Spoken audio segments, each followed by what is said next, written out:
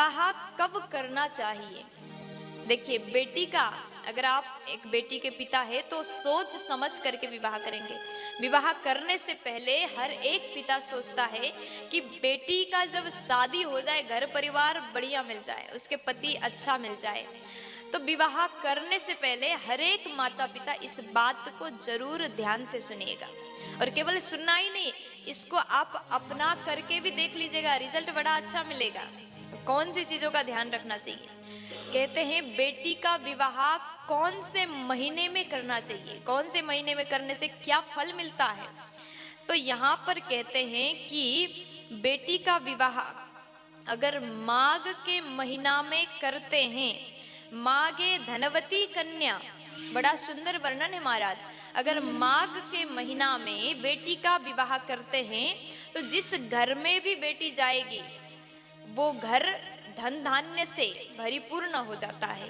बेटी के जाने के बाद वहां किसी भी प्रकार से धन की कभी कमी नहीं हो सकती। अगर माघ के महीना में बेटी का विवाह हो जाए तो वो घर धन धान्य से पूर्ण होता है। माघे धनवती कन्या।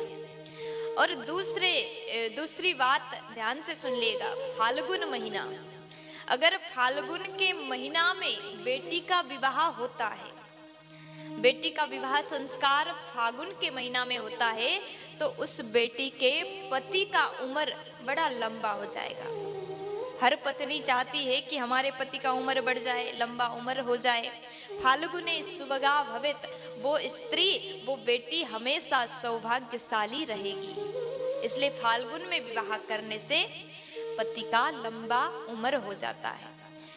और फिर कहा बैसाख महीना और ज्येष्ठ महीना, ये भी बड़ा सुंदर, बड़ा ही उत्तम माह है, बैसाख और ज्येष्ठ। अगर इन 2 महीने पर आप अपनी बेटी का कन्यादान करते हैं, बेटी का विवाह करते हैं, तो उस बेटी के पति, आपके दामाद, आपकी बेटी को बहुत ज्यादा प्रेम करेंगे।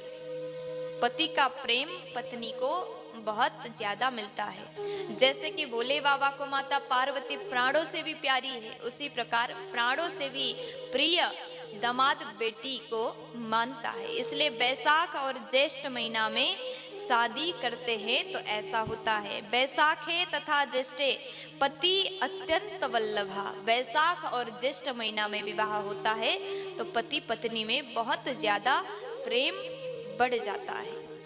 और उसके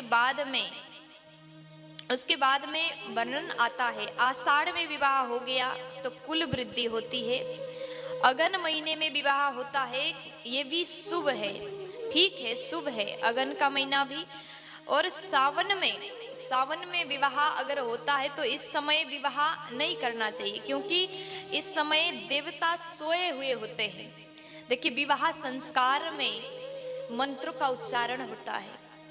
देवशयनी एकादशी के बाद में देवता सो जाते हैं, तो उस समय मंत्र द्वारा देवता को परेशान करके, भगवान को परेशान करके उठाते हैं, तो उस विवाह में इतना ज्यादा सुख नहीं होता।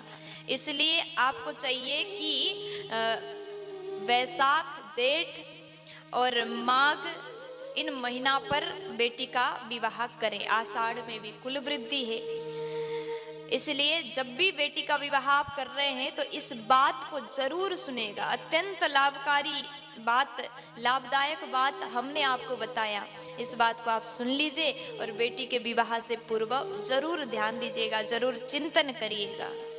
प्यार से बोलो राधे राधे। जोर से बोल दीजिए।